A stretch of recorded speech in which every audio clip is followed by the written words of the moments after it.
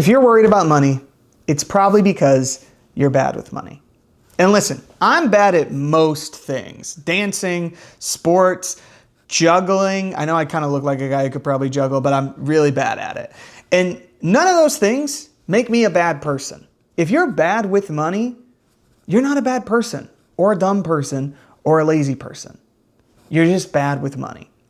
And take it from me, I'm Ben, by the way, I used to be terrible with money, but I haven't worried about it for years. And the reason is because about 10 years ago now, I stumbled upon YNAB's approach to handling money.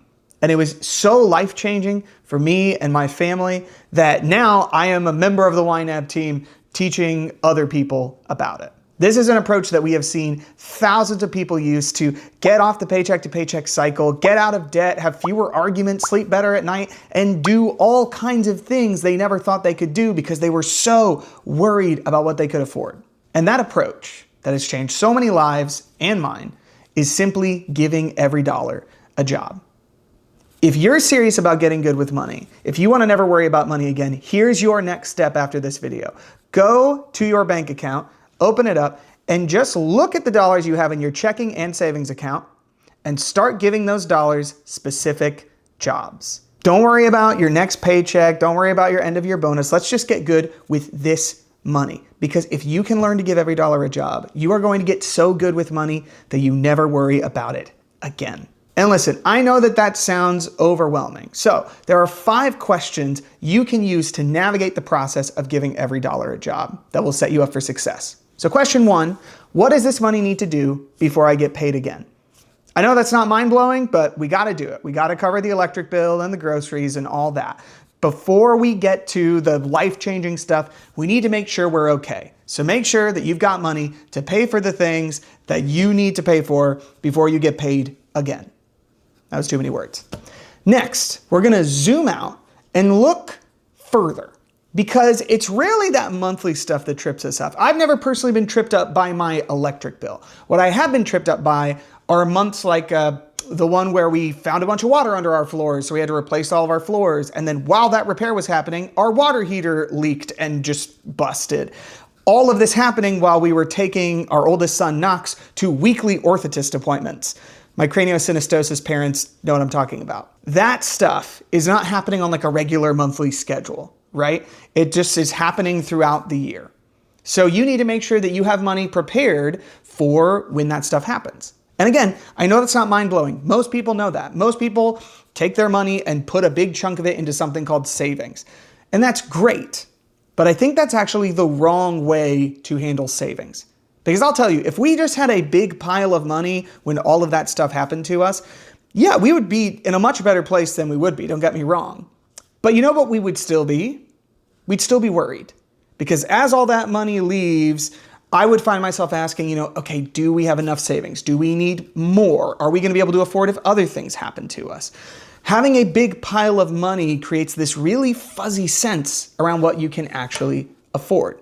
But when this happened to us, we didn't worry about it because when we were giving our dollars jobs, we asked the question, what specific, larger, less frequent expenses do we need to prepare for?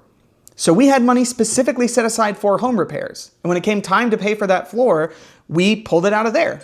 I gotta stir the coffee. This is how James Hoffman does it, so if you don't like what I'm doing, you can just argue with him. I should have ground this more. I'm gonna get roasted in the comments. Look at that. This is gonna be the weakest coffee anyone has ever brewed. What's wrong with me? But we'll just give it extra time to strengthen up. So like I was saying, when you focus on specific expenses that you're saving up for, like home repairs, like medical expenses, car repairs, your Amazon Prime subscription, your AAA, whatever, then when you spend money on those things, you know A, that you have money specifically for that, and B, what you can afford elsewhere. Our home repair money left, but we still had our car repair money and the money for our AAA and all that stuff. So if there's a bill you know happens on a non-monthly cycle, take that bill, take whatever it's gonna cost, divide it by the number of months between now and when you need to pay it, and just start setting that aside every month. For stuff like medical expenses or car repairs where you don't really know when it's gonna happen, just start setting something aside, something that's gonna help you sleep better at night. And if you do that, you're not just going to have a big pile of money, you're going to have savings with clarity. Now, that's all great, but I want even more for you. I don't want you to just have your bills covered in savings. I want to get you off the paycheck to paycheck cycle, because that cycle sucks. Relying on your next paycheck or a credit card to float the next few bills this month, it's like running on a treadmill that's always going a little too fast. So the way we're going to get off that treadmill is with this question. What can I set aside for next month? Now, you might start small here. You might just be able to cover next month's Netflix or like a week of groceries or something. But every time you get paid, I want you to ask yourself this question: can I set aside something for next month? And keep doing it. As you do that, as more and more money gets sent to next month, you're eventually going to get to the place where you step into a new month and every expense you have for that month, you've already got the money in the bank ready to go. And that is such a game changer, because you are no longer trying to time your bills to your paychecks or wondering if you need to use a credit card or debating whether you should put this bill on auto pay. Your paychecks are just going towards the next thing. Instead of putting out this week's fires, you're looking ahead to the future. And that sense of like peace and calm is something that once you taste it, you're never going to want to go back. So we've eliminated like worries about immediate needs, worries about the future. We're getting out of the paycheck to paycheck cycle. But there's another worry that I think is more subtle, but I think you hear people talk about a lot, which is the worry that there's going to be all kinds of things you miss out on because you're just not sure you can afford them. And that's why it's so important to ask yourself, what goals, large or small, do I want to prioritize? Because like people in the personal finance space talk about these as like unnecessary expenses, but you and I both know that's not really true, right? The things that are unnecessary, that you don't need to survive, those are the things that your best memories are built out of. Those are the things you look forward to get you through tough times. Those are the things that just bring you joy. So if one of your goals is to get coffee with your grandma every week, set aside some money for Grand Coffee. If one of your goals is to go back to school and become a paleontologist PhD, dynamite, set that money aside. Because this money should be working for you. Really, the reason we're working with the first three questions in the first place is just to create more and more space for more and more of your money to go towards the things that actually make you really happy. So let's pause here. We've got 4 questions. We actually have enough now to give every dollar a job, because now we are able to cover our bills. We're looking ahead to those future non-monthly expenses. We're getting ourselves out of the paycheck to paycheck cycle, and we're making sure that we're prioritizing our own joy and happiness. And that's going to be a lot of information. You do not want that just bopping around in your head. That's exactly why we made the YNAB app. It is a tool that helps you build a plan using this approach and then follow through on that plan by helping you to track your expenses and your goals.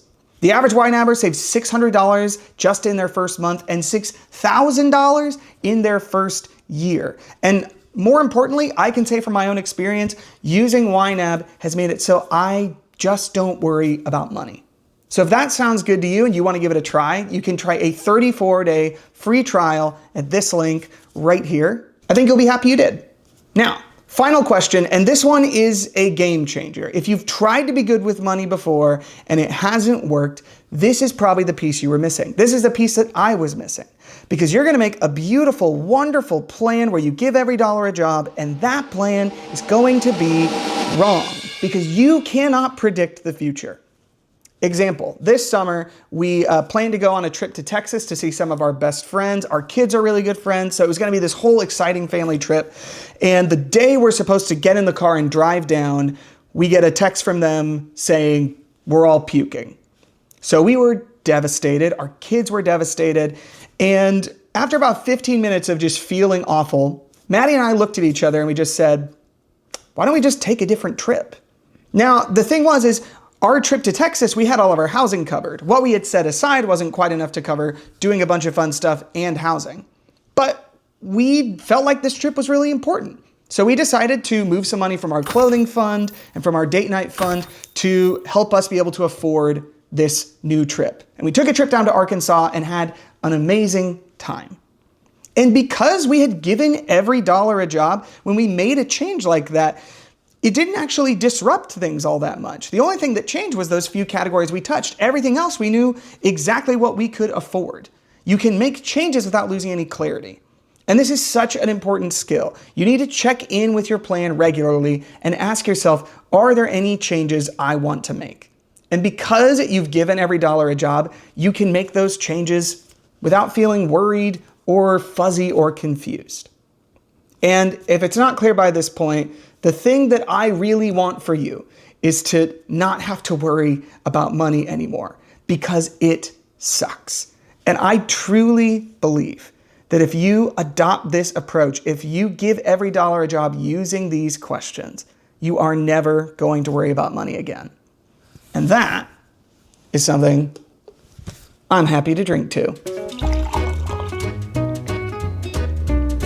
Oh, that's hot.